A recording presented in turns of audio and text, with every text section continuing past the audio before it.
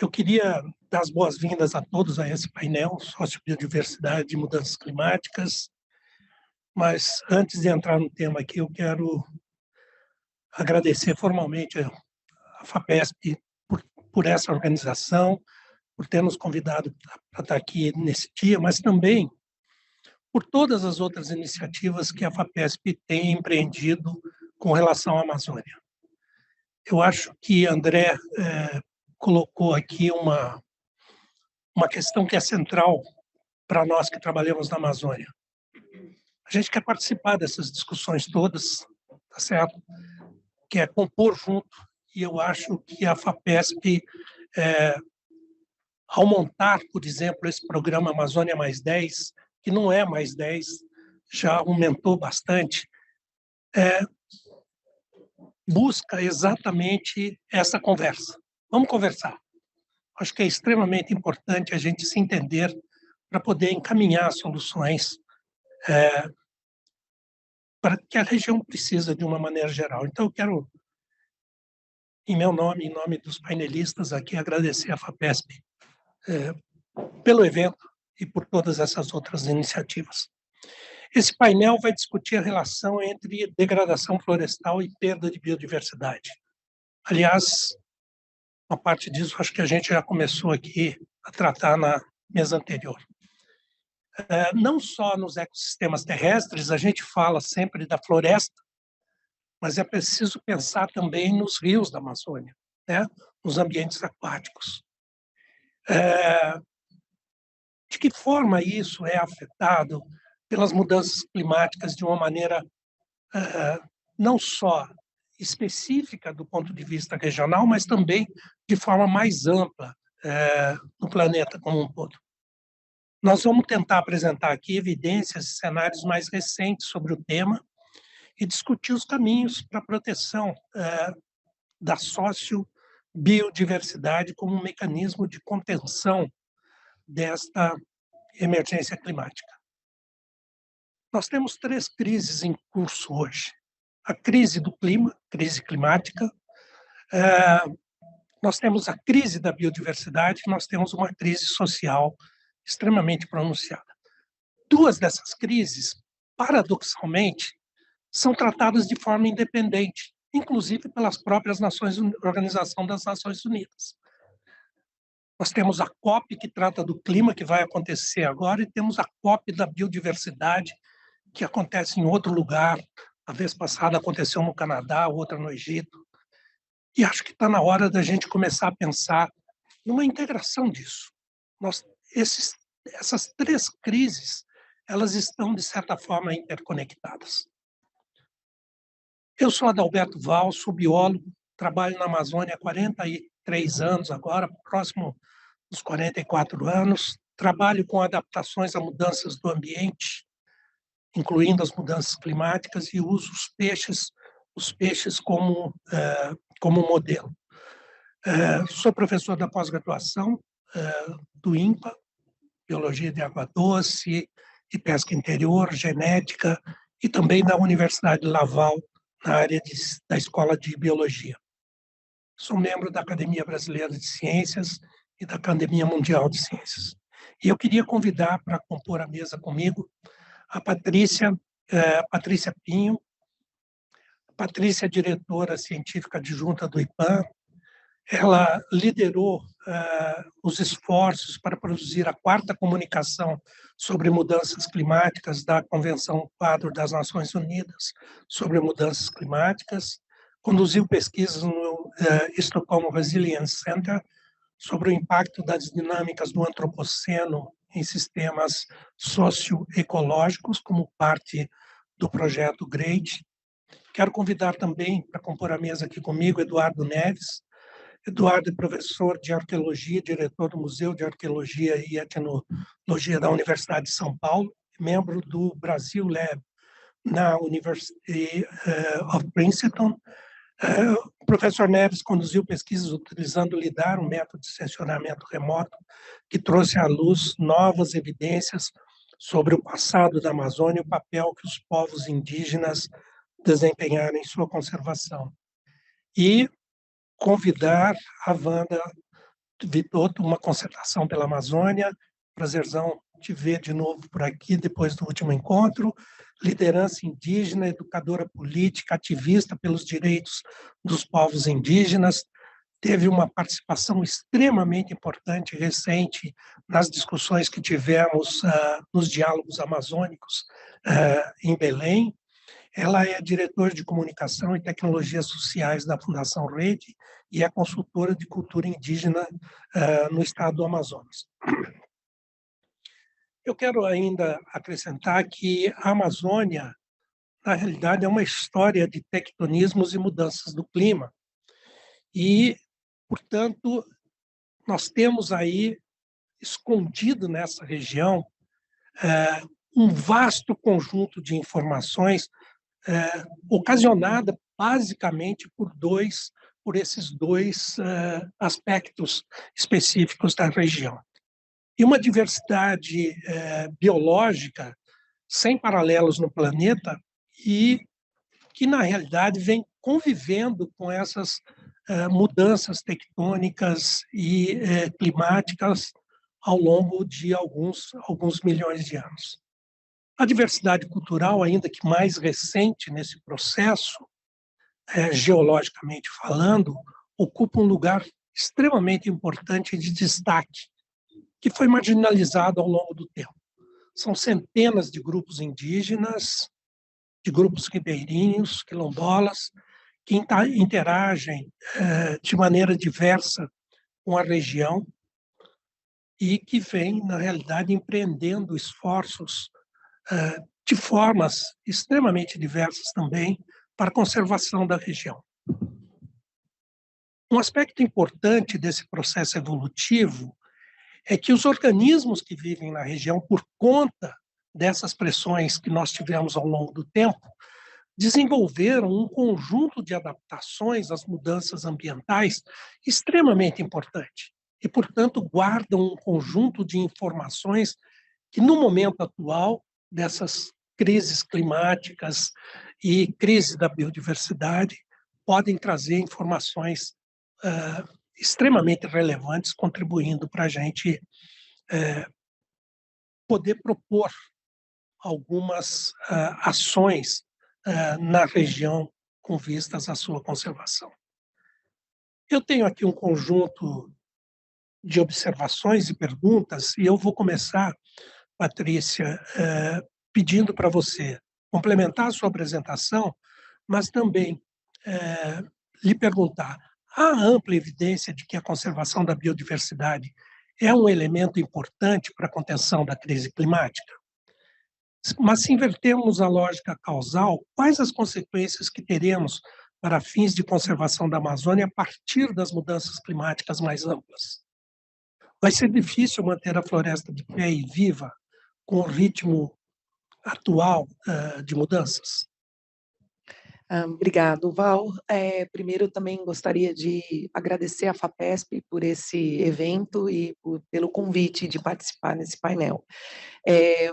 Eu fui autora principal do último relatório do IPCC, né, do sexto ciclo de avaliação, que diz respeito ao grupo de trabalho 2, sobre impacto, vulnerabilidade e adaptação às mudanças climáticas.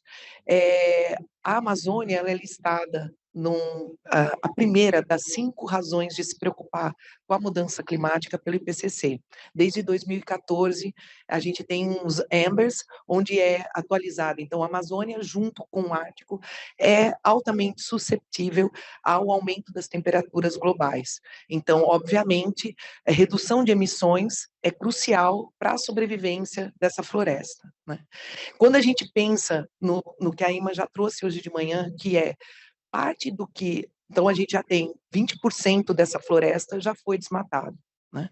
O que ainda a gente tem de floresta intacta, mais de 38%, em torno de 38%, está degradada. O que significa uma floresta degradada? Uma floresta que já perdeu as funções, vamos dizer, de funcionalidade que ela exercia, tanto na regulação climática, como na própria biodiversidade e serviços ecossistêmicos múltiplos, que têm diretamente impacto ou influência na segurança hídrica, alimentar e também, obviamente, para a população que ali sobrevive, mas de uma forma global, no âmbito da regulação climática, com um papel aí imprescindível.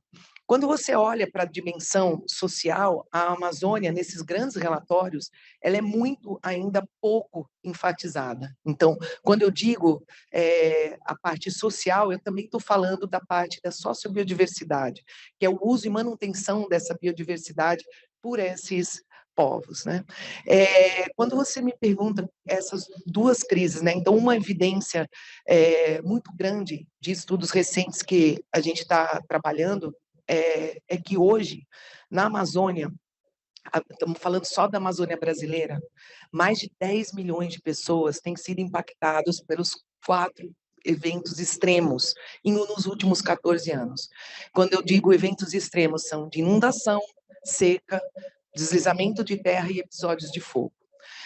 Embora as enchentes sempre foram dramáticas, né, por conta da dimensão dos rios, a gente tem visto uma Amazônia, né, com mais de 2 milhões de pessoas afetadas pelas secas extremas, né? Uma seca extrema tem sido muito mais letal do ponto de vista social, econômico e da biodiversidade, muito mais perversa do que a própria enchente, embora, obviamente, a gente tem transtornos, né, perdas ali de infraestrutura e funções ecológicas. A seca, ela atinge diretamente a segurança alimentar e hídrica dessa população e a capacidade também de se pensar soluções num curto e médio e longo prazo, né? Então, o que eu tenho dito é que desses 10 milhões de pessoas, 4 milhões, eles têm sofrido de 2 a 6 impactos. Então, existem municípios na região que mais de 300% do seu PIB é perdido por conta de eventos extremos, né, das mudanças climáticas. Então, a biodiversidade ou a sociobiodiversidade, ela é, sim, um fator muito importante, né, se a gente conseguir pensar na proteção ou no combate a essa crise climática. No entanto, eu acho que o Brasil, ou o país, né, ou globalmente, a gente tem esquecido esse tecido social, essa economia que ali circula e que também é vulnerável a essas crises, né? Então, muito se fala da Amazônia como uma grande solução, mas muito se esquece da susceptibilidade ou esses pontos de não retorno, não só ecológicos, mas também sociais, né?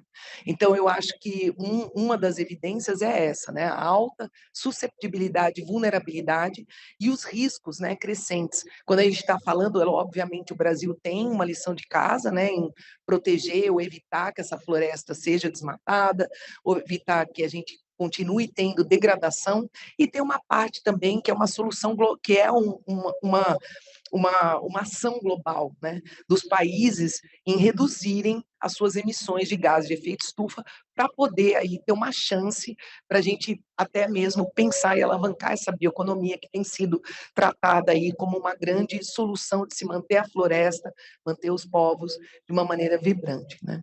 Eu acho que é um pouco esse o contexto. Muito obrigado, Patrícia. Eu acho que a gente precisa também incluir a questão da água, né? 90% da proteína consumida pelos povos na Amazônia tem origem nos peixes da região. E com as mudanças do clima, a gente definitivamente tem águas mais quentes, águas mais ácidas e águas com menos oxigênio na Amazônia. Isso representa um desafio enorme para os peixes da Amazônia. Muitos desses peixes já estão vivendo próximo dos seus limites térmicos, né? E isso pode trazer problemas extremamente sérios. Recentemente, a gente viu também um artigo, e aí voltando até para o que Ima colocou hoje de manhã, o artigo que foi publicado agora, recentemente, sobre o impacto da temperatura nas enzimas responsáveis pela fotossíntese. Boa parte dessas enzimas estão sofrendo limitações por aumento de temperatura. Então, isso também começa a trazer um problema mais sério para o sistema como um todo. Mas, Vandinha, quando falamos de sociobiodiversidade e mudanças climáticas, A parte talvez menos intuitiva de se entender é a questão social. E é impossível entender isso sem entender o papel dos povos indígenas e de sua relação com a floresta. Como extrair lições dos métodos de produção indígena para a conservação da floresta em outros setores da sociedade como um todo?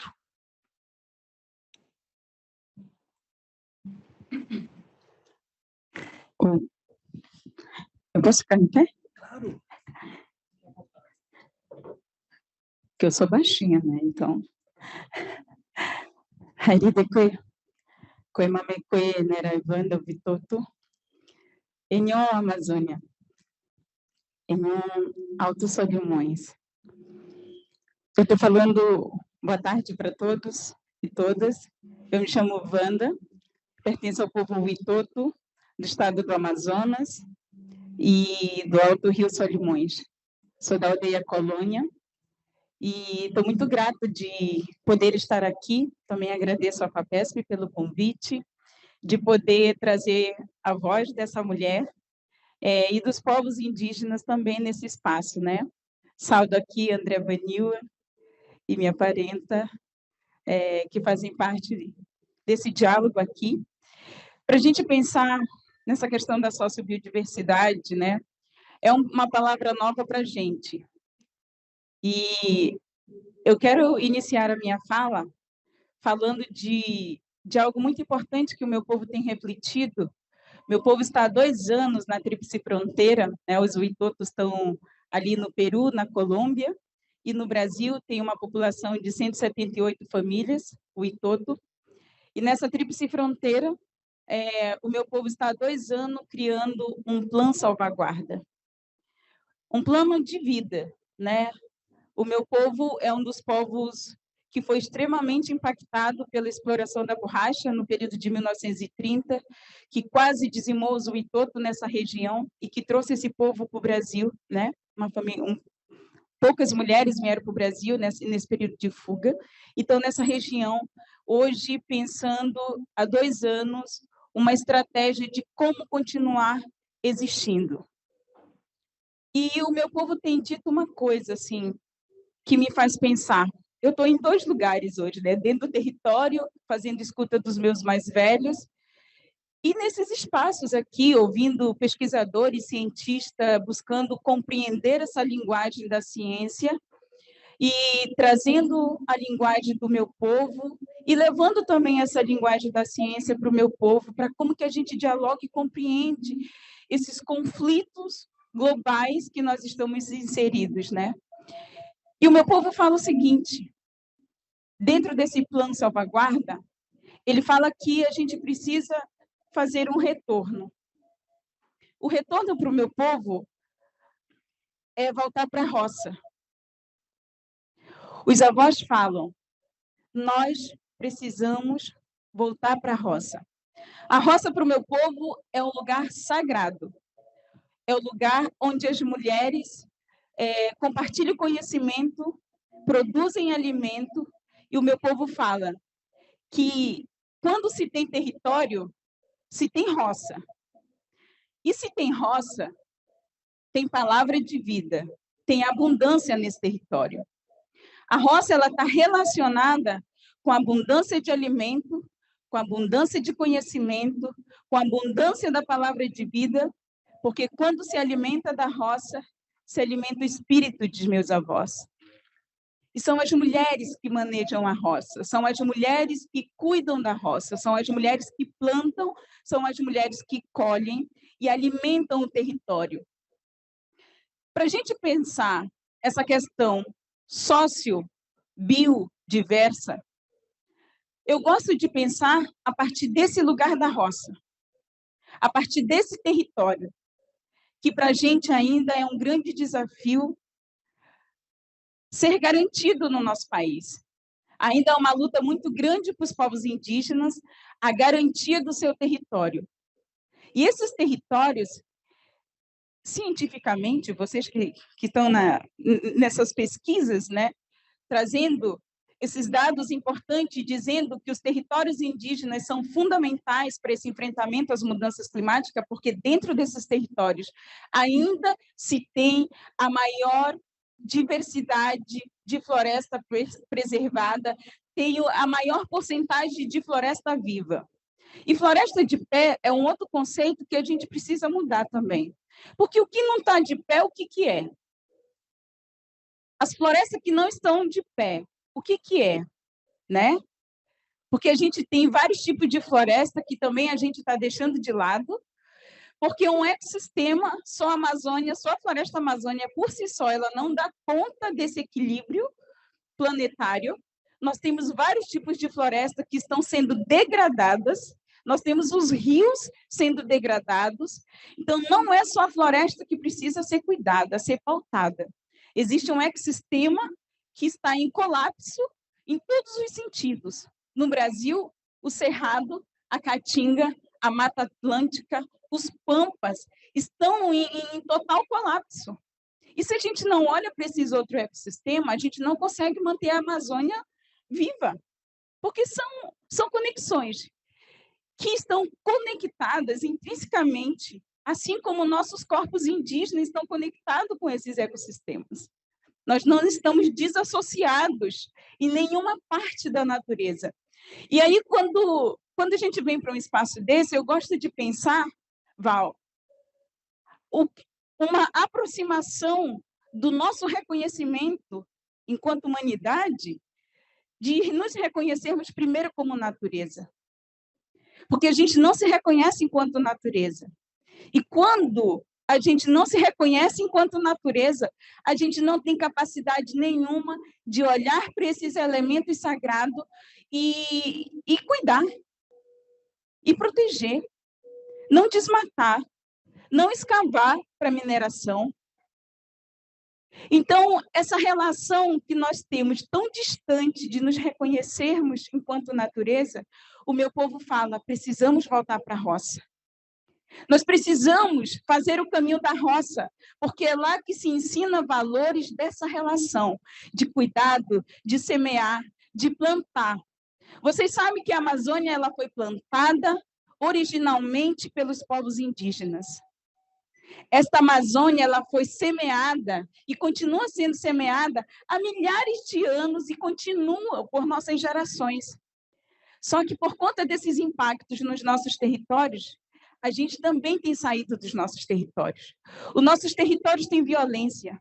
O nosso território não tem água potável. Nós estamos na região da Amazônia, com a maior bacia hidrográfica do planeta, porém nossos territórios não acessam água potável.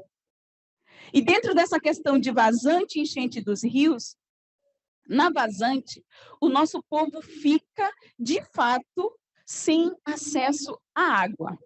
Nós já não temos água tratada, e nós ficamos sem o acesso a essa água que não é tratada, que não é de boa qualidade para os nossos povos.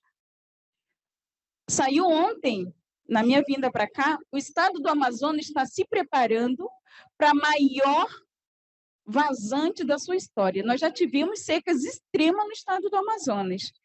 E o governo está se preparando para uma das maiores vazantes. Ou seja, essas mudanças, esses impactos climáticos, ele é sentido na pele de quem vive nessa região. E a gente fala dessa região que tem essa maior riqueza do mundo, que todo mundo está olhando hoje, né? O mundo olha para essa Amazônia com esse olhar avassalador, assim, de que a Amazônia é a solução do problema das mudanças climáticas. Mas isso é extremamente preocupante, porque essa visão ela parte de uma perspectiva econômica muito avassaladora, que a gente já teve em períodos muito recentes na ditadura militar, na exploração da borracha nessa região, que dizimou povos indígenas, que desmatou a floresta, que contaminou rios. Então, assim, esse olhar ele precisa ser pautado a partir de uma perspectiva social, de fato. Porque esta Amazônia que é olhada com esse valor econômico, né? Porque é um recurso natural, então quem está olhando para ela parte desse olhar econômico, mas não estão preocupados com a vida das pessoas que estão lá. Então, para mim, existe um grande risco de continuar saqueando a Amazônia em detrimento à vida das pessoas que vivem lá. Porque as pessoas não cuidam da vida das pessoas, né? Não se cuida dessa população que está lá. Essa região ela é de extrema pobreza, extrema vulnerabilidade social e econômica. As famílias vivem com Bolsa Família. Os nossos povos, sobretudo, vivem de Bolsa Família. Mal dá para comprar alguma coisa. E tem um impacto nessa questão de mudanças climáticas que a gente, ouvindo nossas mulheres, nessa questão do fazer a roça, porque o nosso povo observa a colheita, a semeadura, o plantio, tudo pela questão do clima. E nossas mulheres falam o seguinte, que não se sabe mais tempo de chuva, certo? Não se sabe o tempo do verão, certo? Então, as populações têm perdido a sua produção, porque quando está amadurecendo, por exemplo, as macaxeiras, as mandiocas, vem a cheia e acaba com tudo. A gente tem vivido isso no estado do Amazonas, né? Então, elas observam e falam, esse solo está muito quente, porque a terra está extremamente dura para semear as sementes. Isso significa, tem uma escuta das mulheres, inclusive do Rio Negro, que elas observam as minhocas, que nas roças não tem minhoca adubando a terra, por conta desse solo quente demais. E se não tem minhoca, estão morrendo com a temperatura. Sem essas minhocas nessa terra, é impossível você plantar numa terra dura. Nossas mulheres observam a natureza, nossas mulheres conhecem os ciclos da natureza. E essas mudanças têm impactado nossos povos. E há uma migração para a cidade. A gente achando que o nosso território não dá mais essa resposta para a gente também, não dá o alimento e acha que a cidade vai dar. Hoje saiu o censo, né? Hoje não. Mês passado saiu o censo do estado do Amazonas, do Brasil, dessa população indígena. A capital onde eu estou, que é Manaus, se concentra a maior população urbana do Brasil. Quase 72 mil pessoas na capital, vivendo em vulnerabilidade, porque o Estado não nos reconhece nesses espaços urbanos, nos nega o direito de existir nesse espaço, os preconceitos institucionais, eles são redobrados nesse espaço urbano, nós não temos território suficiente para plantar uma roça na cidade, então a insegurança alimentar para os nossos povos que estão em contexto de cidade é extremamente alta. E aí, eu não posso pensar essa questão da sociobiodiversidade sem trazer esses problemas sociais que nós estamos inseridos. Porque a luta dos nossos povos, ela ainda é para garantir o mínimo de dignidade para o nosso povo, que é ter um lugar onde viver, que é um lugar que a gente pode plantar nossa roça. E a gente fala, nós queríamos estar criando os projetos para que, de fato, a gente conseguisse estar no território. Mas a gente estava em Brasília, 3 dias marchando, dizendo para o Estado brasileiro para não nos matarem, para não tirarem nosso território, porque o marco temporal, a política do Estado brasileiro é para dizimação, a continuidade da dizimação dos povos indígenas, que não entende a importância desses povos para esse enfrentamento às mudanças climáticas. Como que, se nós somos as pessoas responsáveis por manter vivo 80% de um ecossistema, o Estado brasileiro, que é um dos países extremamente importantes para esse enfrentamento à mudança climática, continua desenvolvendo uma política de genocídio para os povos indígenas, quando se coloca no Congresso, no Senado, um marco temporal. Não dá. E a gente precisa que as instituições, tanto do Estado quanto as organizações não governamentais, que estão discutindo essa questão climática, precisam também ser responsáveis de pautar a questão que os povos indígenas enfrentam no Brasil. Porque se nós somos só importantes para estar numa mesa e quando é na hora da luta lá, do enfrentamento e de expulsão dos nossos territórios, no marco temporal, nós não temos posicionamentos políticos em defesa desses povos, a gente está fadado a ir para um colapso global mesmo, porque a gente não vai dar conta de dar a resposta, e nem a Amazônia vai dar conta de dar a resposta para vocês. A gente precisa garantir minimamente a dignidade dos territórios indígenas. Porque sem os territórios indígenas não há vida para mim, para os nossos povos e para essa humanidade que está buscando, olhando para esta Amazônia e para os nossos territórios, achando que a gente tem a resposta. Nós não vamos dar essa resposta que vocês querem.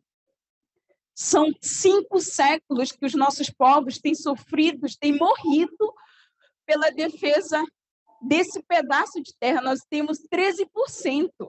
O Brasil já foi território integral pertencente a esses povos. Não como donos, porque nós não nos sentimos donos de nada. Nós somos parte desse território. Nós não se sentimos proprietário de nenhuma parte de terra, porque nós nos reconhecemos terra. Nós nos reconhecemos floresta. Nós nos reconhecemos raízes, água, peixe. Eu sou do clã de formiga. Eu sou do clã de saúva. A gente se reconhece como animais, como peixes, como aves. E por isso que a gente cuida. O nosso povo morre por isso. E nós estamos sendo mortos por isso. Saiu um dado recente. Colômbia, Brasil e México são os piores países para defensores viverem.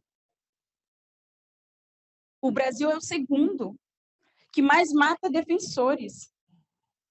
Nós tivemos, nos 4 anos, quase 400 assassinatos de lideranças indígenas defendendo seus territórios no Brasil. E eu falo que ninguém chora a nossa morte. Ninguém chora a morte de nenhum indígena, porque mataram 600 crianças Yanomami e o nosso país não derramou um pingo de lágrima e não tem mídia para isso. São pouquíssimos. Então, nós choramos nossas mortes. Nós choramos a morte de uma árvore. Nós choramos a morte dos rios. E a gente precisa cuidar dessas pessoas. Nós precisamos garantir dignidade para que os povos indígenas continuem em seus territórios, fazendo esse serviço para a humanidade. Porque também, se a gente sair de lá, os nossos territórios são extremamente mais vulneráveis. E os nossos mais velhos estão lá. Nossos velhos não querem sair da cidade. E nós estamos no esforço, enquanto povo Witoto, de manutenção do nosso povo no território. E, para isso, a gente quer educação, a gente quer investimento em educação. A gente quer investimento para que a gente faça roça. Porque os projetos não contemplam a nossa linguagem. E, às vezes, eu estou nesses espaços para aprender a linguagem de vocês, para traduzir para a linguagem ancestral do meu povo. Como que eu apresento para vocês, por exemplo, um projeto para a roça? Porque não tem um projeto que está escrito lá, financiamento para a roça. Então, não vai recurso para nenhum de nós fazer roça. E eu quero estar nesse espaço. Qual é a linguagem dos projetos de vocês? Para que eu consiga traduzir para o meu povo lá, que quer fazer roça, que quer ficar no território, que quer ter uma educação da sua língua ancestral. Eu quero aprender, eu quero que vocês ensinem para a gente. Porque é importante essa tradução para lá. Porque a linguagem de vocês, a gente não compreende algumas coisas. E é por isso que meu povo me elegeu em 2019 para estar fora do território, para compreender esse mundo, trocar ideias, para que a gente dialogue de alguma forma. Então, para me encerrar aqui, eu quero dizer que garantir os territórios indígenas, que garantir as nossas roças, vai garantir a vida digna para o nosso povo, vai garantir a nossa educação no nosso território, vai garantir que os nossos ecossistemas continuem vivos, não só a floresta de pé. Essa linguagem a gente precisa mudar. Não é só a floresta que tem que estar de pé. Sobretudo, as pessoas precisam estar de pé para cuidar dessa floresta. Se nós estivermos mortos, não terá floresta viva. Então, é extremamente importante que se priorize a vida das pessoas da Amazônia, porque são elas que cuidam dessa floresta. porque são elas que mantêm esse ecossistema com seu modo de vida. Esse modo de vida de fazer roça, de pescar todo dia para comer, é o que garante esse sistema vivo, porque nós não fazemos nada para acumular. Nós não temos geladeira para botar 100 toneladas de peixe, não. Nós pescamos todos os dias para dar tempo nossos peixes reproduzirem, para dar tempo da floresta respirar, para dar tempo dos pássaros se alimentarem também. Então, esse diálogo é importante para a gente pensar essa sociobiodiversidade, as pessoas como prioridade, porque elas que mantêm esse ecossistema. Eu acho que aí a gente consegue traçar estratégias de eficiente, porque esses diálogos de Amazônia, de mercado de carbono, de floresta de pé, é uma coisa muito ilusória. É ilusória. A gente precisa estar na base, vendo as necessidades dessas pessoas, porque a partir disso, essa pessoa ela vai se sentir importante naquele lugar e ela vai querer ficar lá, não vai querer ir para a cidade, né? Isso é uma escolha de eu vou para a cidade, mas não porque o meu território não tem o que me dar, não porque meu território não é importante, mas é porque eu preciso ir para lá para estudar, para compreender outros processos para garantir a vida do nosso território. Obrigado e desculpe o tempo longo. Muito obrigado, Wanda.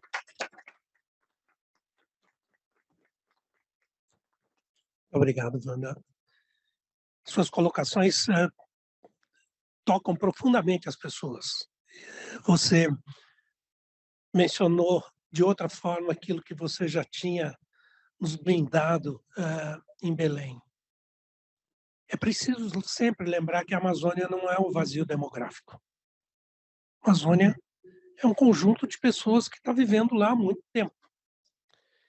Então, nós vamos ouvir o professor Eduardo agora. O Eduardo vem estudando isso há muito tempo, investiga justamente o papel que os povos indígenas tiveram na construção da floresta e como ela é hoje. Ou seja, ela é o resultado não apenas de processos naturais, mas também de ação humana, uma ação simbiótica, que eu acho que a Wanda trouxe aqui de forma perfeita.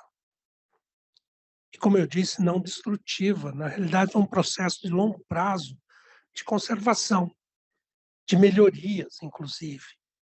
Acho que o exemplo da mandioca é bem típico disso, né? Então, Eduardo, você pode aprofundar isso e apresentar as consequências disso para pensarmos o futuro da conservação e da sociobiodiversidade para a região?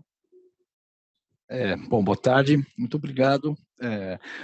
Boa tarde, Wanda, Patrícia, Adalberto, prazer estar com vocês nessa mesa. Queria agradecer a FAPESP também pelo convite, né?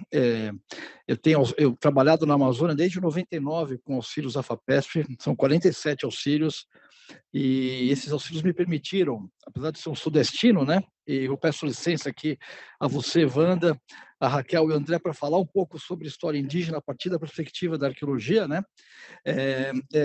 Esses auxílios e outras formas de auxílio me permitiram trabalhar em vários lugares da Amazônia, né? No Amazonas, no Amapá, no Pará, hoje em dia trabalho em Rondônia e no Acre. E em todos esses lugares, uma coisa que eu sempre costumo dizer, que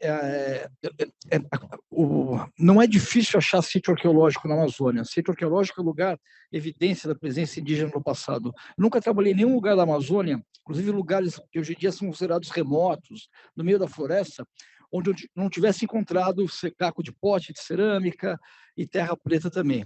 Isso mostra que a presença indígena na Amazônia está distribuída por toda parte. É meio óbvio falar isso para vocês, peço licença de novo, mas para quem não conhece a Amazônia, essa informação é muito importante. E de onde vem essa imagem de vazio, né? Você falou sobre isso, Wanda. Na verdade, ele é um produto da colonização da Amazônia. A gente sabe que o continente americano ele está baseado, a história recente do nosso continente americano está baseada em duas grandes tragédias. Uma delas é o extermínio dos povos indígenas, que não foi completo, né? É importante falar isso, estão aqui vivos e lutando, né? E outra foi a escravidão africana. Esses dois pilares, eles constroem a história do nosso continente. Isso não é exclusividade do Brasil.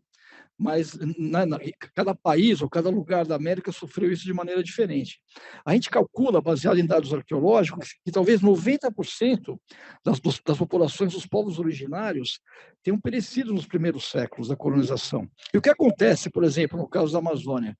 Se a gente olhar para os primeiros, eu vou falar da arqueologia daqui a pouquinho, mas se a gente olhar para os relatos dos primeiros europeus que passaram pela Amazônia, tem uma frase famosa do padre Gaspar de Carvajal, que foi o cronista da primeira viagem de um europeu que desce o rio Amazonas, 1542, a expedição do Francisco de Orellana. Ele fala: se eu tirar uma flecha do barco, ela vai cair na cabeça de alguém. É horrível essa frase, mas ele queria mostrar como havia gente vivendo, populações indígenas por todas as margens, né, ao longo das margens do rio Amazonas, que foi o rio que eles desceram.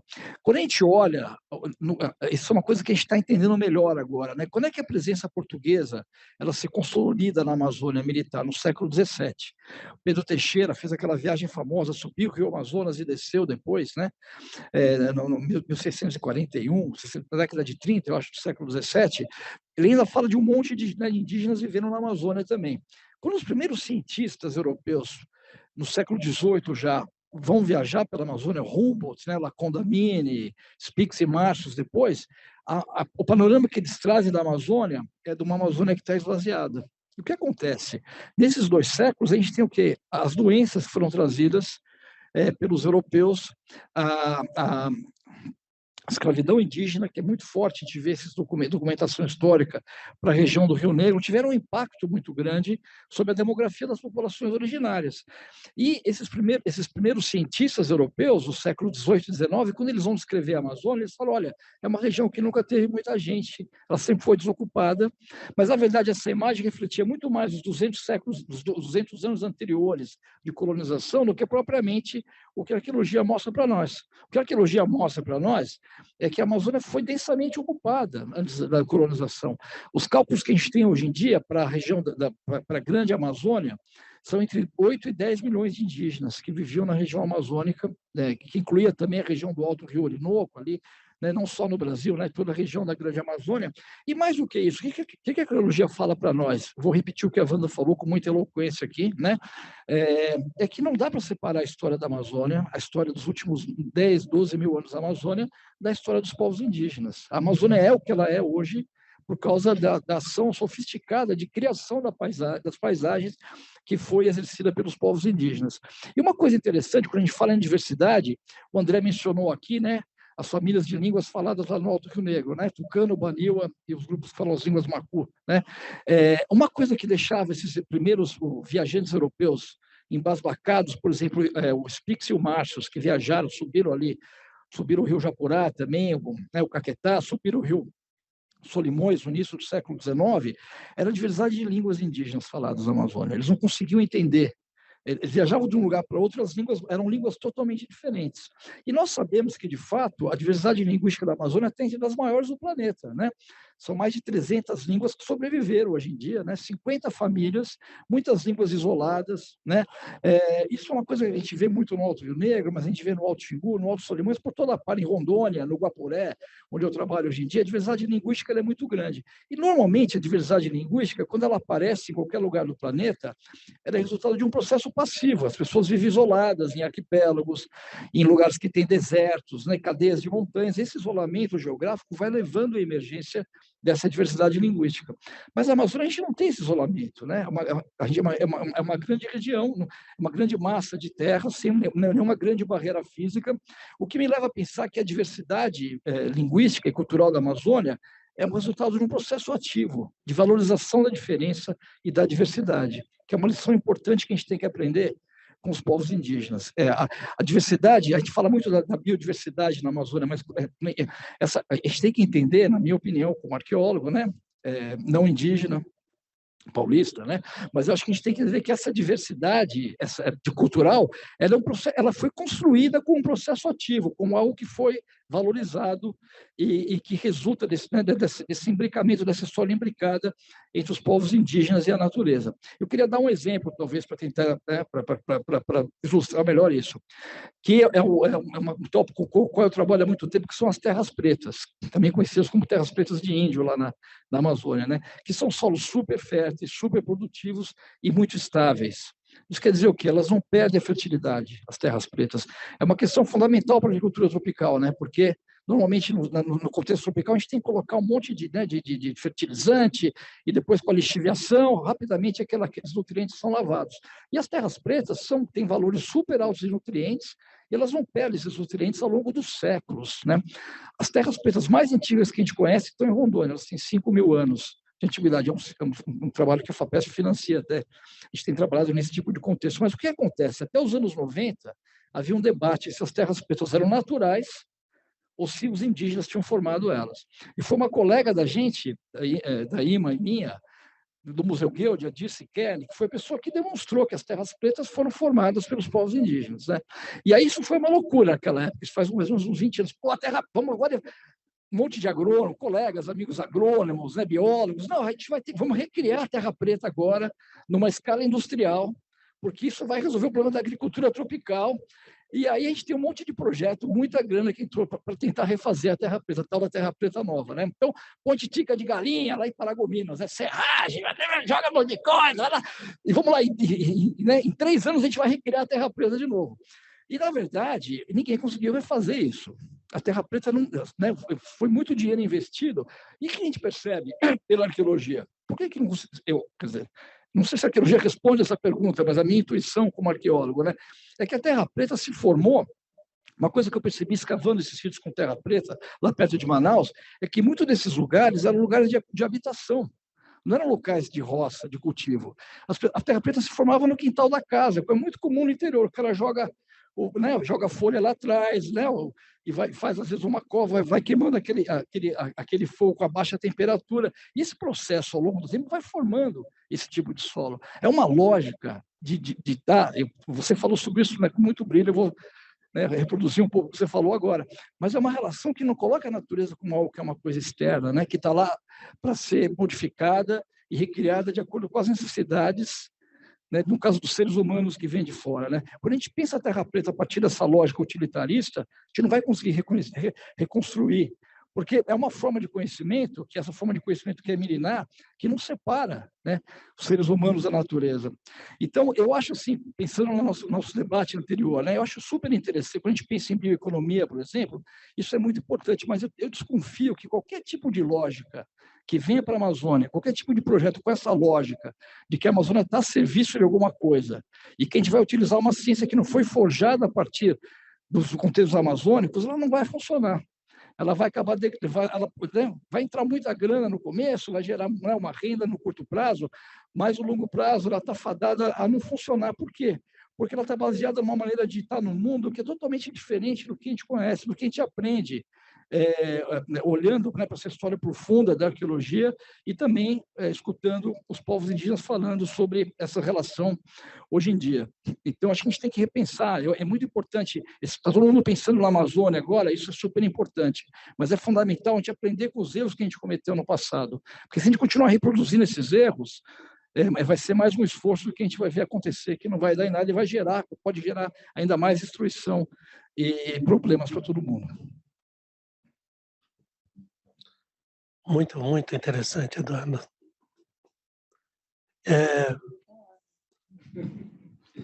Eu vou deixar um convite para você. Mude para a Amazônia.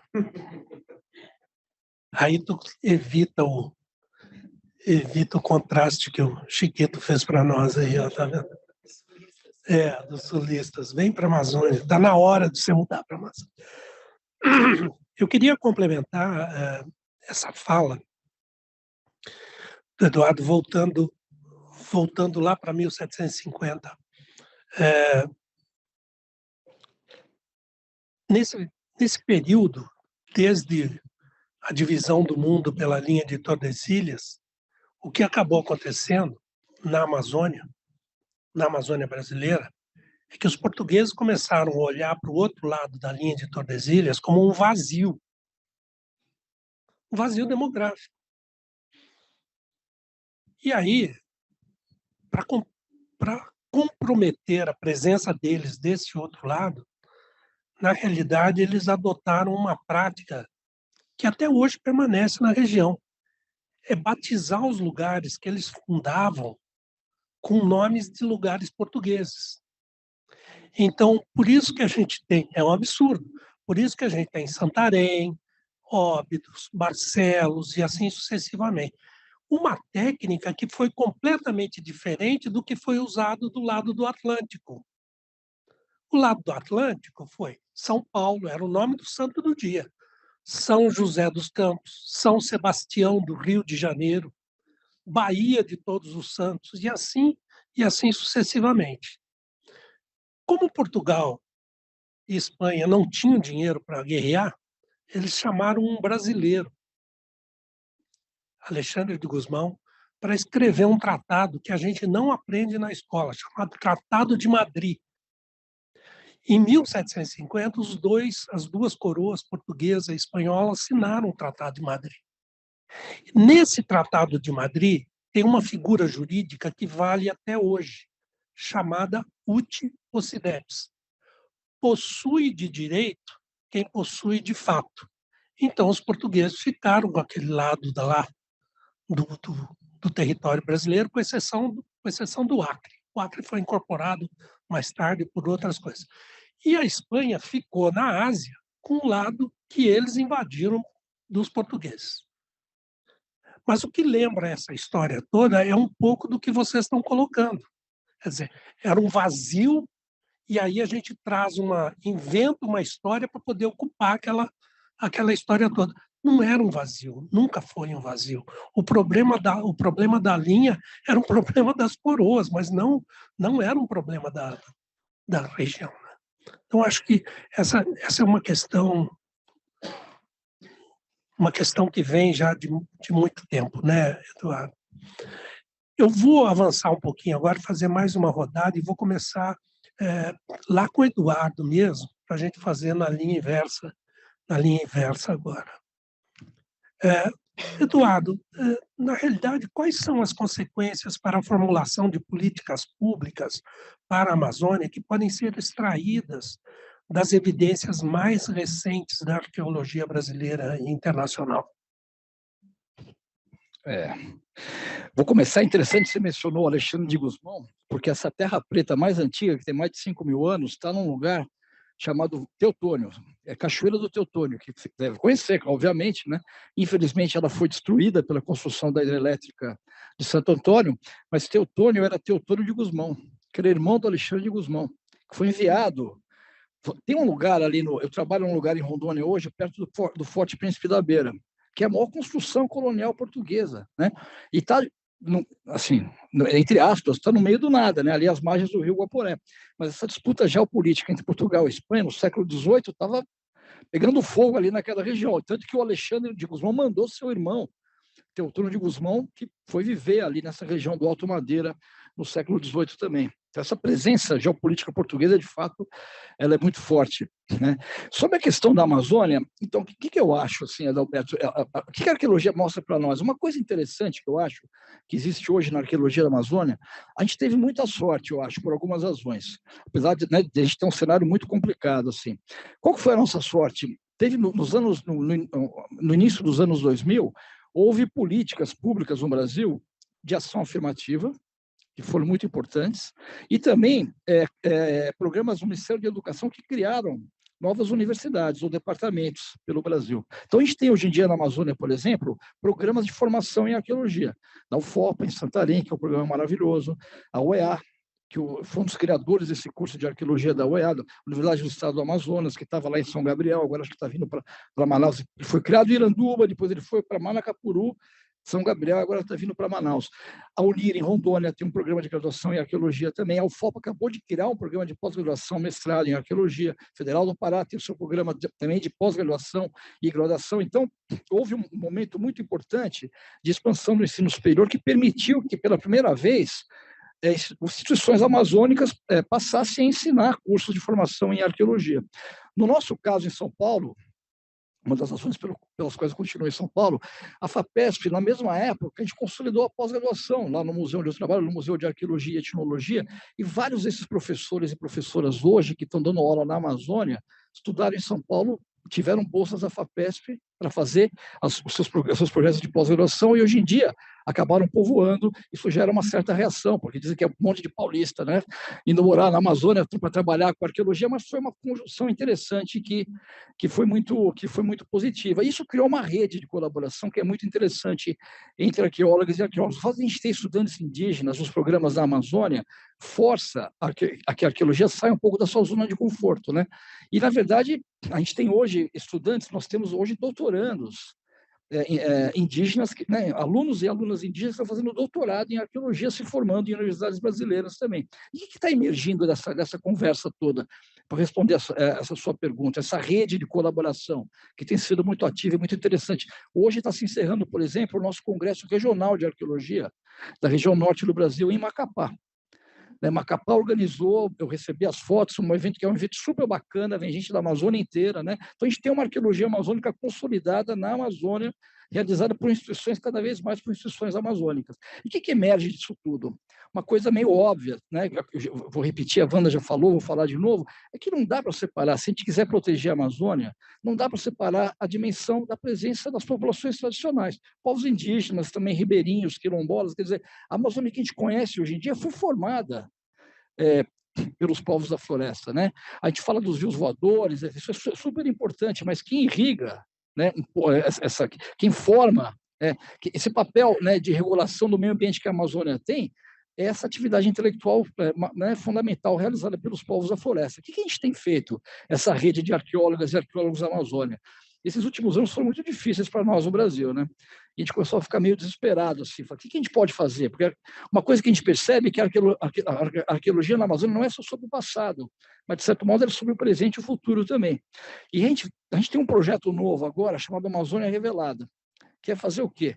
É fazer mapeamento de áreas, territórios protegidos, terras indígenas. A gente está fazendo as consultas agora em áreas que estão sendo imediatamente ameaçadas pelo desmatamento da Amazônia, ao longo do arco do desmatamento, usando uma tecnologia chamada levantamentos por LIDAR, ou LIDAR, que é uma tecnologia que permite que a gente consiga ver a topografia dos terrenos abaixo da floresta. A gente sabe, hoje em dia, que essa região né, partes do Amazonas, do Acre e de Rondônia também, estava cheio de estrada indígena, antes da chegada, estradas que têm mais de 1000 anos de antiguidade, aterros, né, valas, estruturas geométricas, é uma coisa maravilhosa. E o que a gente quer fazer? Quer mapear esse tipo de estrutura, usando essa tecnologia, para criar mais uma camada de proteção a essas áreas ameaçadas, porque o patrimônio arqueológico brasileiro, ele é passível de proteção, né? Ele é protegido por lei. Então, toda vez que a gente identifica um sítio arqueológico e registra esse sítio, é uma atribuição do Estado proteger aquele patrimônio. A ideia é usar o conhecimento arqueológico como uma ferramenta, e por isso a gente está fazendo as consultas com as populações que vivem, né? Terra do Meio agora, lá no Pará, leste do Acre e região do Médio Guaporé. São as 3 primeiras áreas que a gente está fazendo isso. Cada área tem 400 km². Mas a ideia é usar a arqueologia como uma ferramenta para proteger essas áreas mais vulneráveis da Amazônia. A arqueologia não vai salvar o mundo, não vai fazer isso sozinha, mas a ideia é trazer mais uma camada de proteção. E qual que é a base fundamental desse trabalho? Quem está financiando isso é a National Geographic, aqui dos Estados Unidos, né? A ideia de que a Amazônia é um patrimônio biocultural. Ela não é só patrimônio natural, mas ela tem que ser entendida como resultado né? Uma vez mais, ela é uma produção intelectual sofisticada dos povos da floresta ao longo dos milênios. Não sei se eu te respondo, mas é a maneira pela qual eu entendo que a gente pode fazer alguma coisa para tentar reverter essa situação que é tão preocupante. Perfeito, perfeito. Sim, vamos, por favor. Eu quero trazer um pouco dessa tua fala também. Recentemente eu conheci o laboratório da UFAM de arqueologia, que é um dos maiores laboratórios que tem na região e que está tipo abandonado, né? Porque exatamente esse laboratório é fruto de muita luta também, porque no período da exploração do gás natural de Quari ali, a Petrobras foi obrigada a construir aquele laboratório porque acharam tanta arqueologia, tantas cerâmicas, urnas ancestrais, né, que tiveram que construir um prédio gigantesco para colocar tudo lá. E está lá, ninguém pesquisa, ninguém está estudando, ninguém está investigando, tem tanta terra preta lá.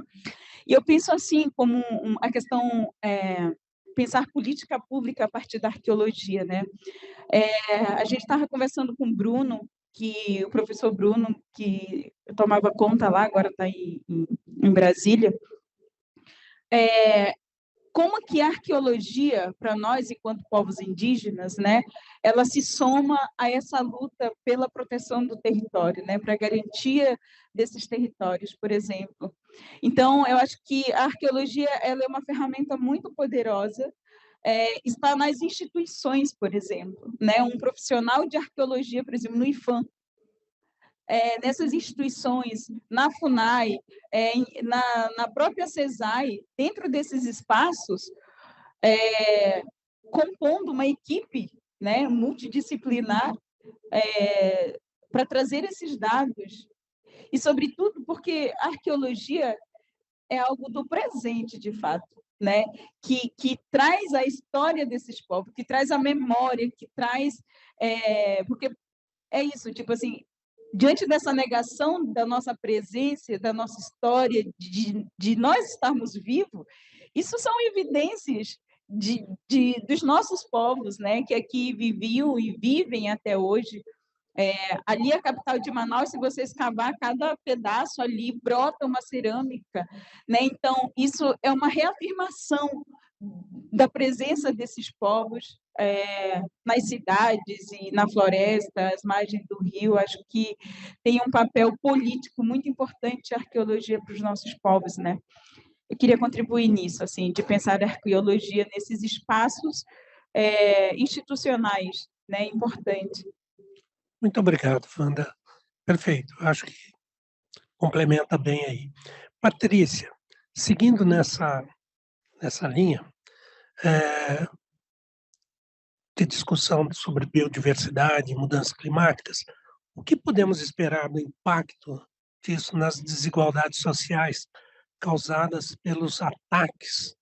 Eu não tenho outra palavra, eu acho que é isso que a gente está vivendo hoje na região, são ataques diversos ao bioma amazônico, tanto na região quanto fora dela, né? Quando eu estou me referindo a fora dela, 2 aspectos eu quero mencionar aqui muito rapidamente. A questão das mudanças climáticas per se, quer dizer, nós temos um impacto na região que não é gerado na região, mas a região sofre por conta deles. E o segundo aspecto que eu acho que a gente precisa começar a olhar com bastante atenção é a questão dos microplásticos, que são carreados pelos ares da Europa, por exemplo, para dentro da Amazônia.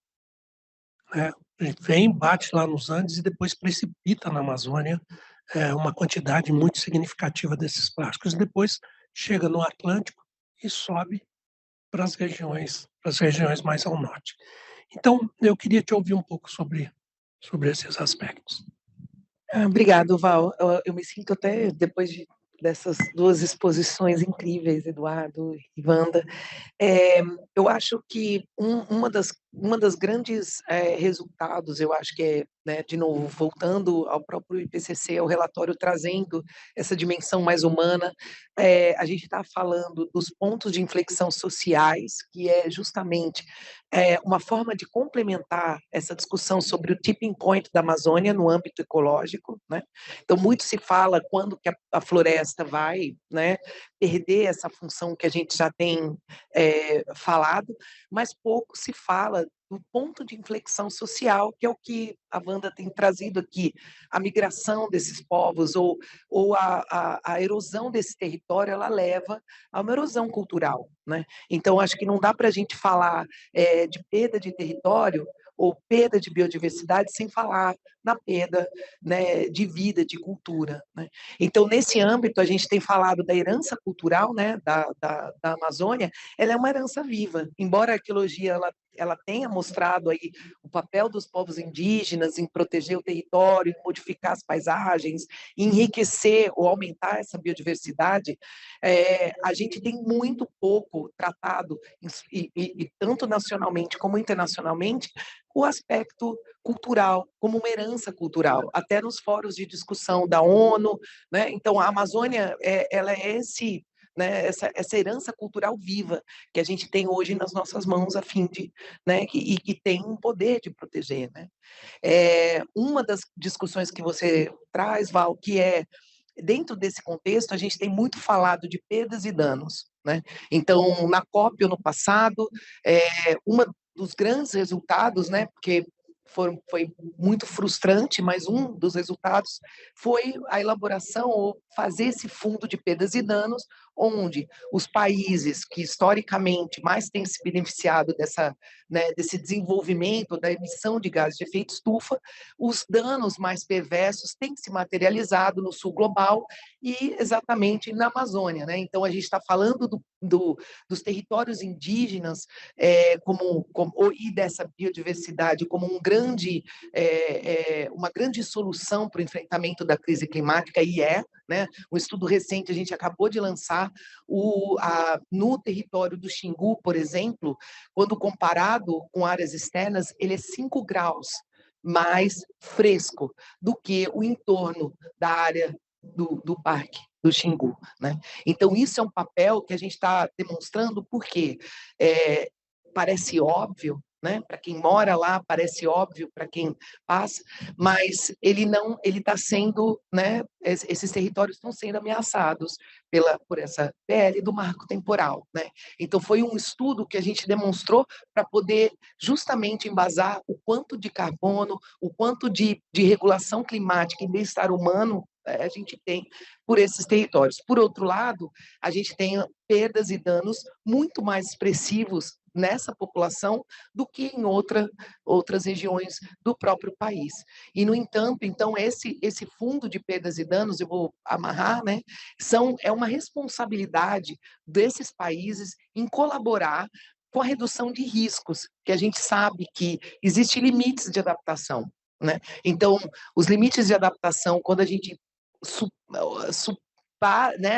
passa esse limite, não tem ação humana, né, capaz, em um curto período de tempo, de repor serviços que foram perdidos. E é disso que eu falo quando a gente fala da cultura, ou de evitar esse ponto de inflexão social, sem essa diversidade cultural, a gente não vai ter essa pluralidade ou esse enfrentamento, né? Então a gente precisa de um fundo, né?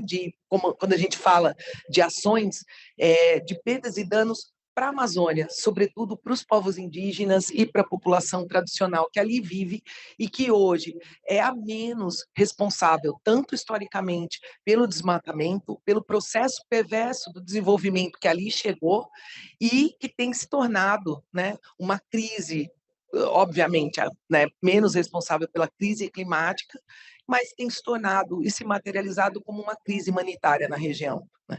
Então, esse apelo para um fundo de perdas e danos especificamente para a Amazônia, ele faz todo sentido para que a gente possa canalizar recursos além do carbono, além do REDD, né? O REDD também ele está muito nessa esfera onde os povos indígenas, ou a população tradicional que são detentoras, estão muito marginais a esse debate, né? Eles estão sendo literalmente explorados de novo, né, numa trajetória, assediados por contratos abusivos, né, por contratos completamente ilegais e pelos quais a população não tem um poder igual de domínio para tomar uma decisão bem informada, né? Então, esse fundo de perdas e danos é para também mostrar que é além do carbono, né? Então, quando a gente estava falando da proteção da floresta, a gente está além da importância do carbono, né? É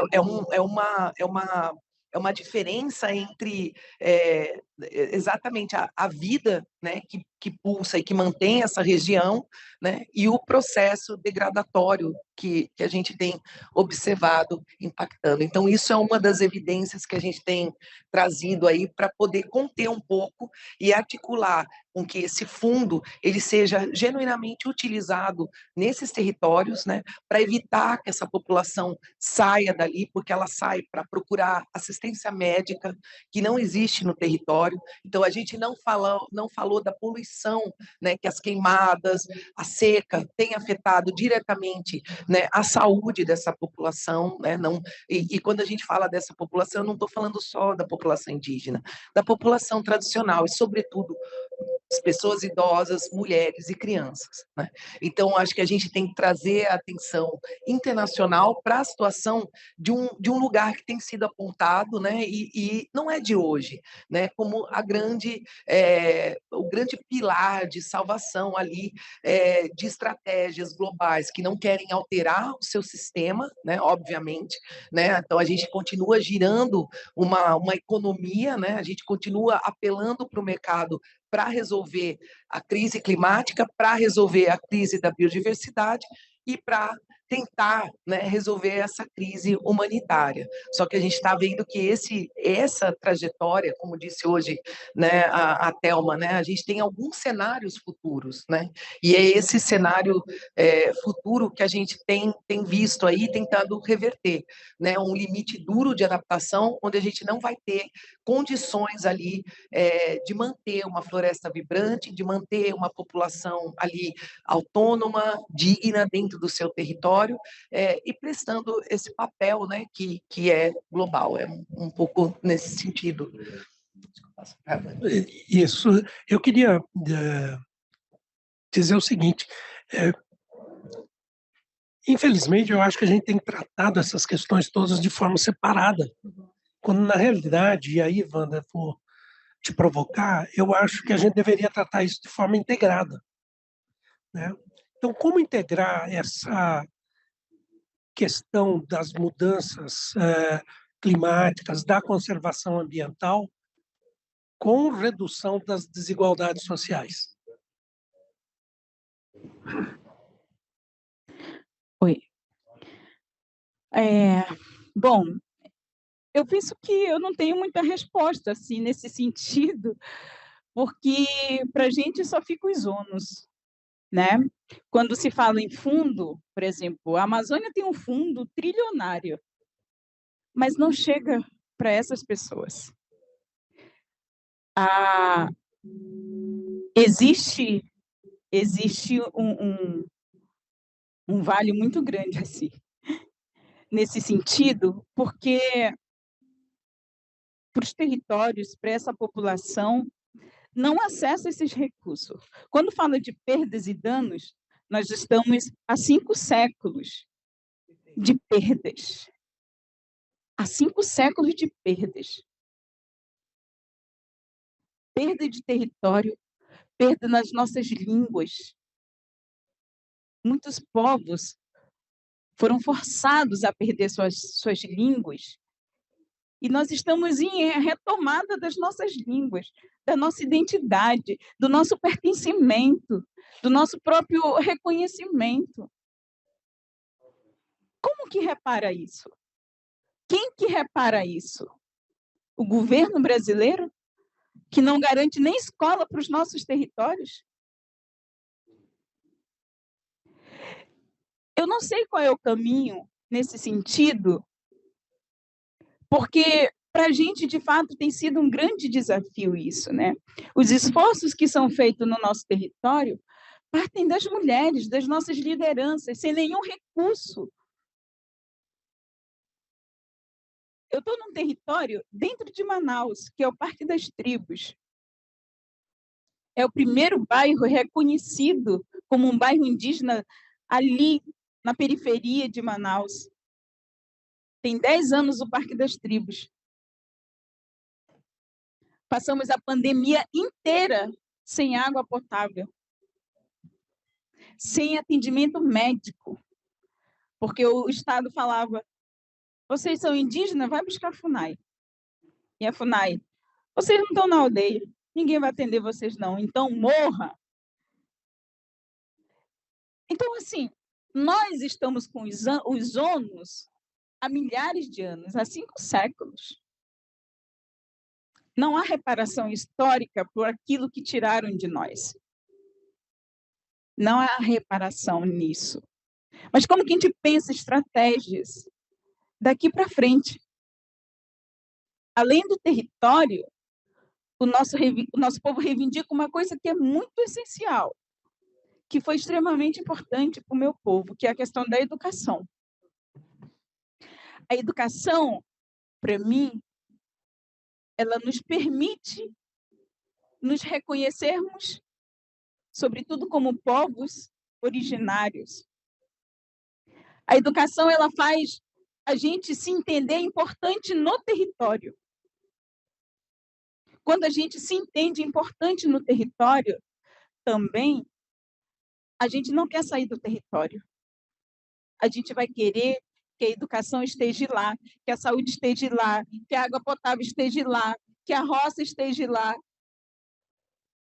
Então, é importante a questão da educação para o nosso povo, porque a educação faz com que a gente tenha autonomia, que a gente tenha dignidade de reivindicar e até de compreender seus próprios direitos.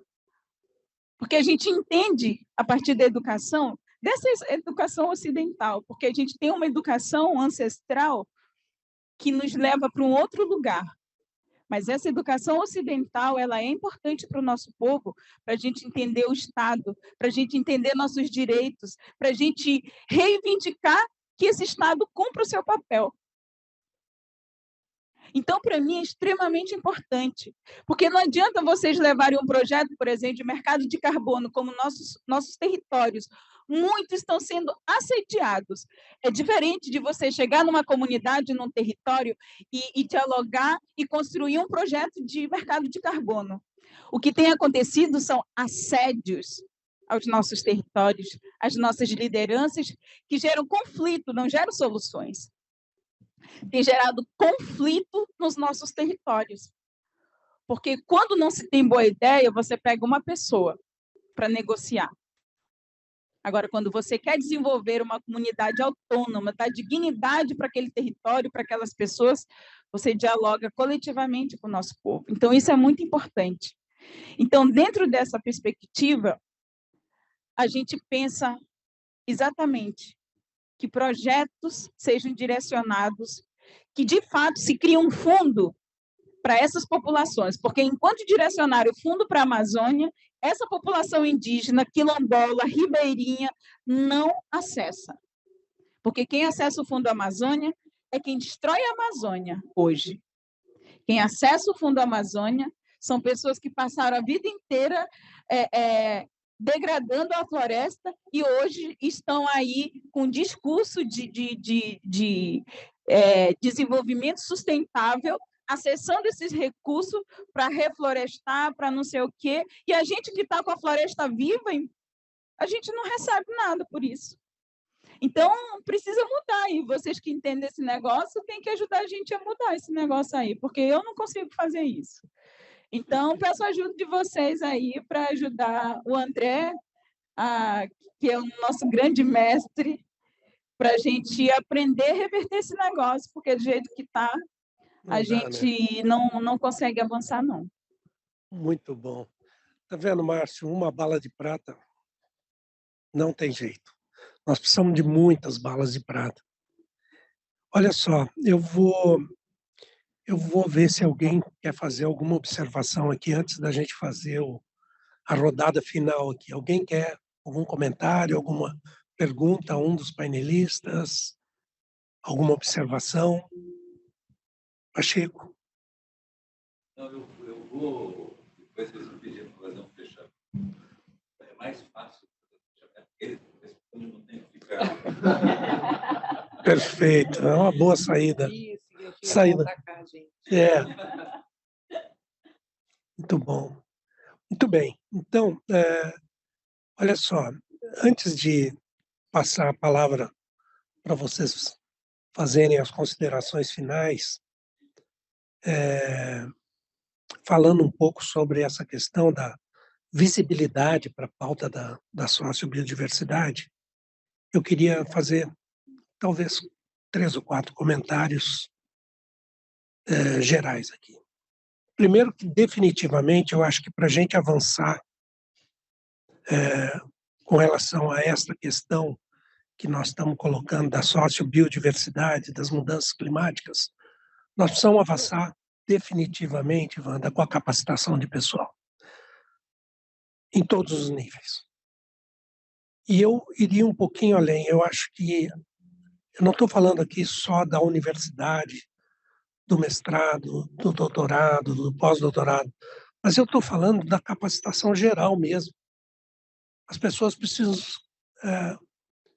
se apropriar de informações para poder tomar decisões mais efetivas. Então, eu acho que a gente precisa pensar num processo de capacitação generalizada na Amazônia como um todo.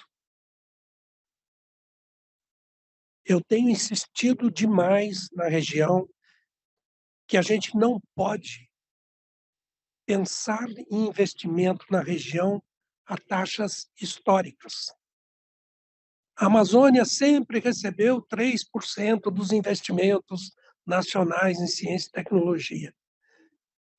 Não é esse o caminho para a Amazônia. Enquanto a gente ficar pensando em investimentos históricos, a gente não faz investimentos estratégicos.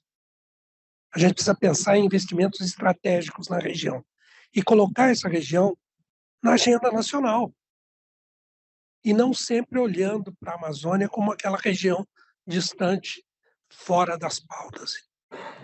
O outro ponto é que nós precisamos, de fato, ter uma coalizão amazônica, não só nacional, mas dos países amazônicos. É muito importante que esta coalizão, de fato, traga para as mesas de negociação todos os outros países amazônicos. O presidente Lula se comprometeu a fazer isso na COP27, lá no Egito.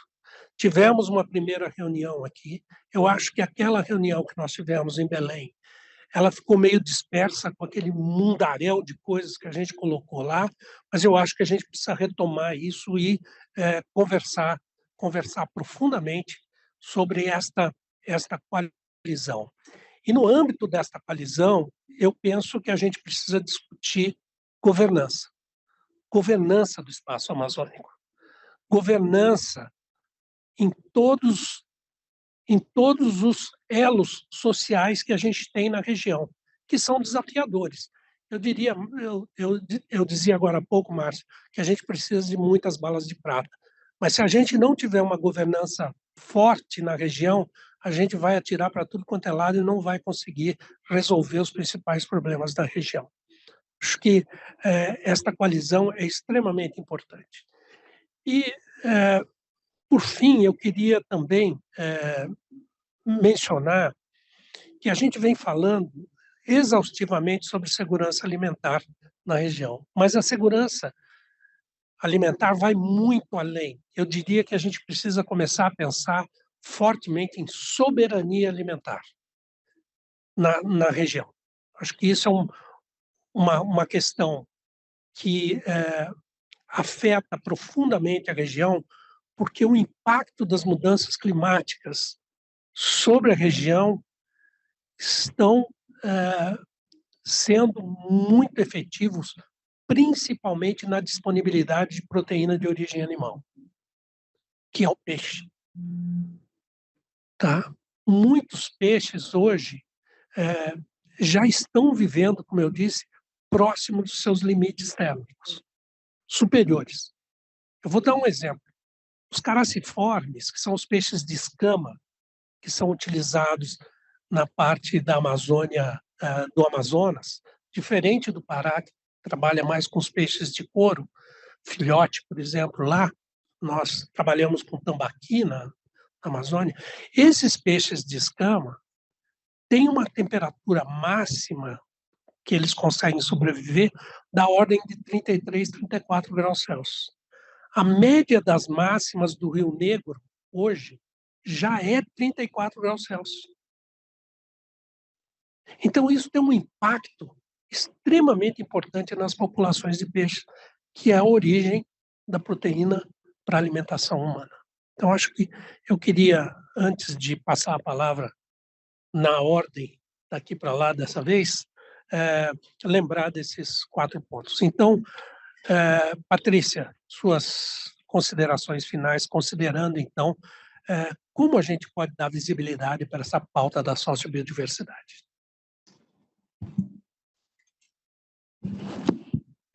Eu acho o que, né, todo mundo, essa mesa já trouxe, né? Eu acho que a gente, a minha mensagem, eu acho, e é uma inquietação que eu tenho, mas eu tenho tentado trazer em todos os fóruns em que eu participo, né, principalmente internacionalmente, até mesmo para o próprio painel intergovernamental para as mudanças climáticas, né? A gente precisa tentar entender o que a gente quer para a Amazônia, quais são as nossas visões dessa região, né? Eu acho que ela foi tratada aqui de maneira muito, muito robusta, né, durante todo esse dia. Então, são múltiplas visões, no entanto, as visões que a gente tem, e eu vou fazer, né, assim, com todo o respeito, né, as visões da ciência e as visões até mesmo das tomadas de decisão são muitas vezes, ou na sua maioria, distorcidas, né? São visões que não reconhecem a pluralidade da existência, né, das diferentes formas de vida da região, né? Parece algo poético, mas é a mais pura realidade, né? Então a gente precisa, acho que primeiro começar a entender o nosso anseio de uma Amazônia intocada, e essa Amazônia intocada ela passa pela sobrevivência de um tecido social extremamente importante, culturalmente diverso, rico, e que está ali prestando um papel, e como já foi trazido, né, na materialidade, na métrica econômica, recebendo quase nada, mas sim ficando com um ônus, né? São as perdas, os danos que vão se materializando e levando aí um limite, né, de resistência. Então, eu acho que muito já foi tratado que a nossa existência como ser humano na Terra, né, dentro dessa crise climática, ele está numa ameaça. A gente olha para os povos e territórios dos povos originários como a nossa segurança, mas sem respeitar ou sem querer colaborar com entendendo genuinamente, ouvindo,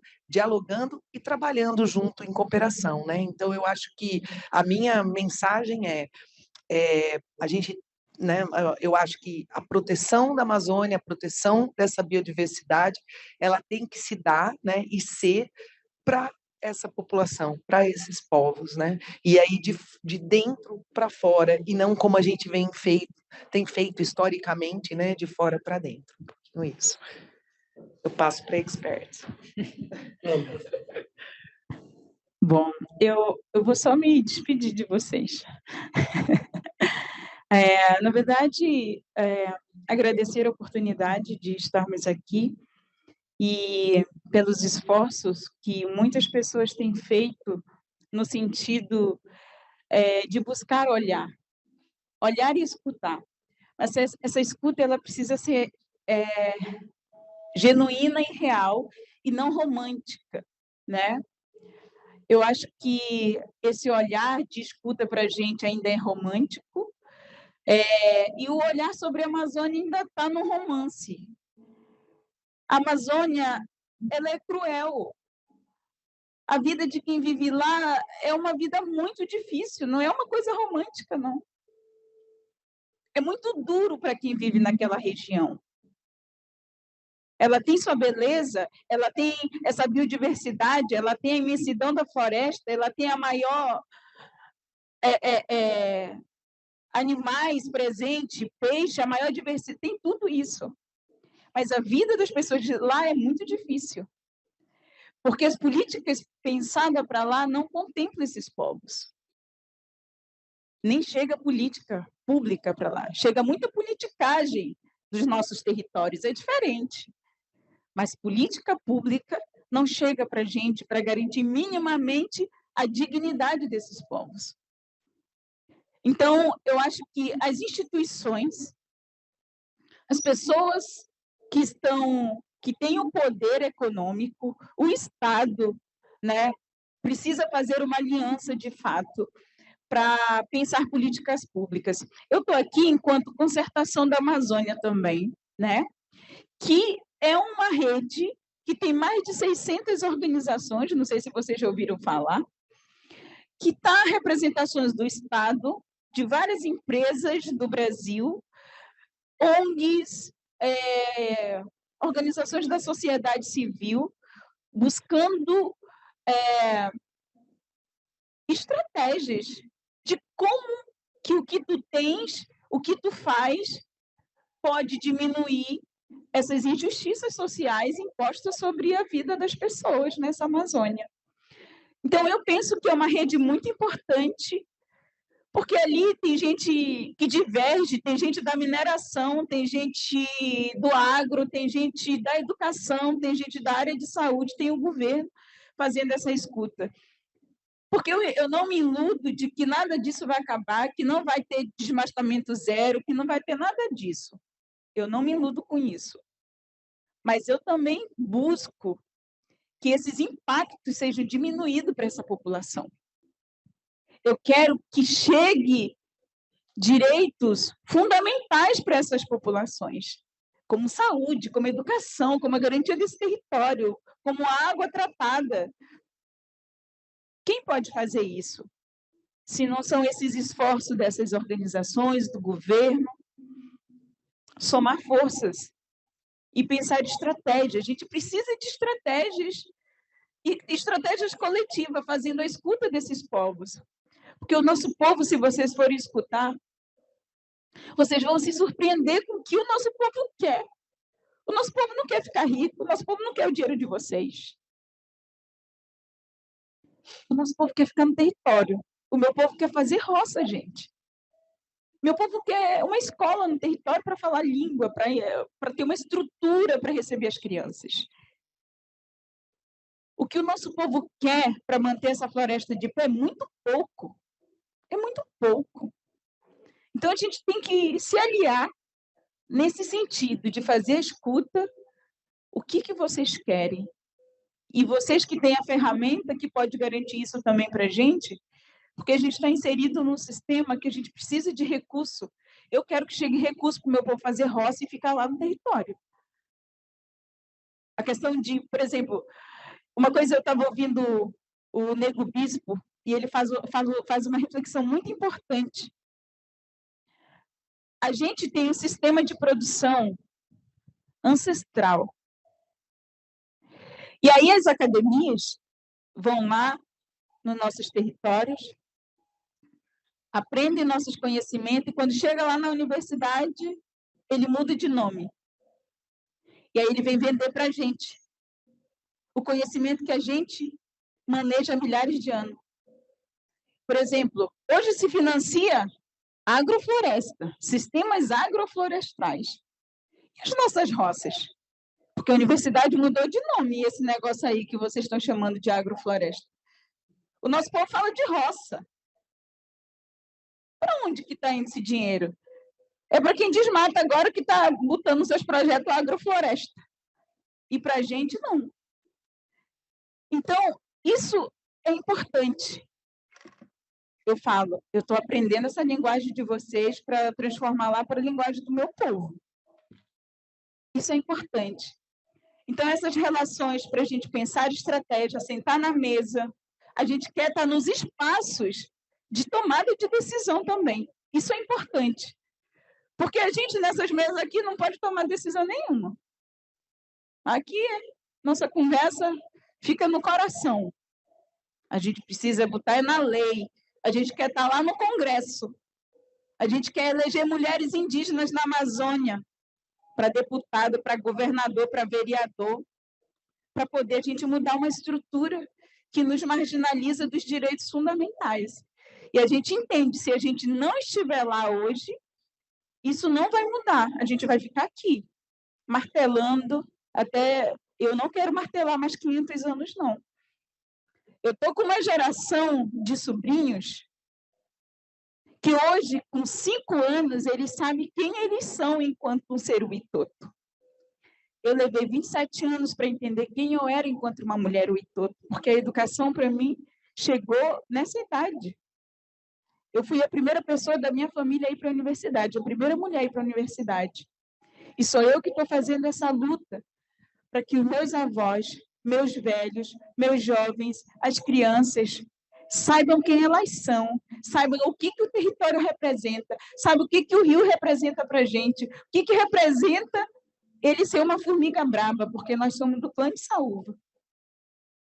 Ter a grandeza de se reconhecer como a Saúva, só nossos povos têm. Porque o Ocidente se acha superior à própria natureza, né? Então, a gente precisa se reduzir a uma formiga para a gente traçar caminhos diferentes. Então, meu muito obrigado e agradeço aos nossos ancestrais por permitirem chegar aqui, porque foi uma luta muito louca. Eu chegar para esse lado desse mundo aqui, que eu já estava quase desistindo, mas nossas avós queriam que a gente estivesse aqui, né? Então, meu muito obrigado pela oportunidade de estarmos aqui. Bom, também queria agradecer, eu queria falar rapidamente, assim, eu acho que a gente eu falo por mim, né, me iludi muito achando que a gente tinha feito algumas conquistas civilizatórias no Brasil e no mundo e que essas conquistas estavam lá para ficar. E que o máximo que ia acontecer, a gente tem que esperar um pouquinho às vezes, mas continuar sempre avançando. É uma visão ingênua, linear da história, do processo histórico, né? Na verdade, a gente perdeu muito nos últimos anos, no Brasil e no mundo. Mas é impressionante ver que mesmo frente a essas derrotas, que foram muito pesadas, algumas instituições, como o Museu Guild, como o INPA, do qual vocês foram diretores, né? Estão aí, permanecem, né? Apanharam muito, mas estão aí ainda. Isso mostra que existe uma força na ciência amazônica do Brasil. Federal do Pará, né? Que apesar dos ataques que sofreu, ela conseguiu sustentar essas instituições tão importantes. O Museu Guild tem 157 anos de idade. Eu sei porque tem 100 anos a mais que eu, é fácil fazer essa conta. O que eu acho? Que a gente tem que aproveitar esse momento de respiro agora, que a gente não sabe se vai durar de novo, porque esse processo não é linear, e fortalecer. Não existe uma bala de prata, né?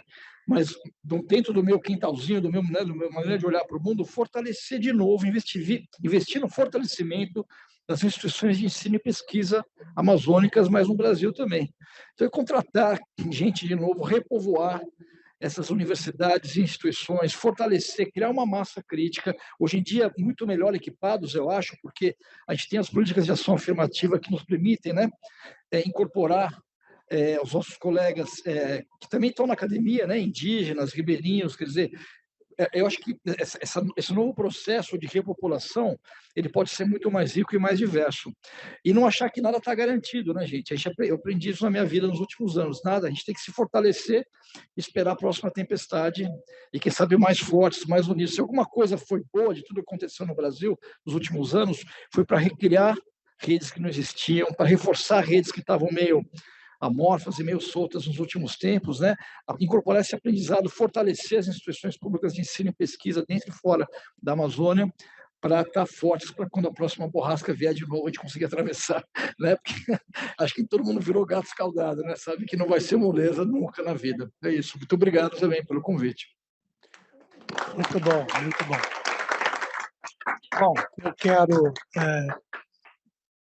agradecer Eduardo, agradecer Wanda, agradecer Patrícia. Que legal a gente ter podido estar junto aqui, ter essa conversa interessante. Definitivamente, como eu estava comentando agora há pouco com o Ima, com o Chiquito, se é sobre nós, nós queremos participar, tá certo? Se é sobre a gente, queremos estar junto, né? Eu acho que essa é uma questão extremamente importante. E, mais uma vez, agradecer a FAPESP por essa iniciativa e por tantas outras relacionadas à Amazônia. Eu acho que, definitivamente, nós precisamos nos dar as mãos e, irmanados, na realidade, reinserir a Amazônia no lugar que ela merece estar. Eu acho que primeiro ponto fundamental é, na realidade, reconhecer a presença das pessoas que estão lá na região e respeitar essas pessoas como parte de uma sociedade nacional. Eu acho que é extremamente importante essa questão. E se eu tenho que deixar aqui uma mensagem, Pacheco, Márcio, vocês estão à frente da FAPESP, mas também para as outras agências nacionais, Nós estamos vendo no mundo inteiro menções a doações vultuosas para a Amazônia. Toda hora, em todo lugar, todas as reuniões. Eu não vejo esse dinheiro chegar na Amazônia. Não chega. Ele para em algum lugar no meio do caminho e é um saco sem fundo, porque a gente não consegue, Chiquito, usando as melhores técnicas, detectar onde está isso. Então, eu acho o seguinte, nessa história toda, acho que a gente precisa começar a colocar um olho nisso, porque senão o custo da Amazônia vira muito alto, tá certo? Que a gente não consegue explicar. Tá? Então, eu acho que é importante também as agências participarem desse esforço para a gente poder mapear esse tipo de coisa. Então, muito obrigado pela atenção de todos vocês. Um prazerzão estar aqui essa tarde com vocês todos.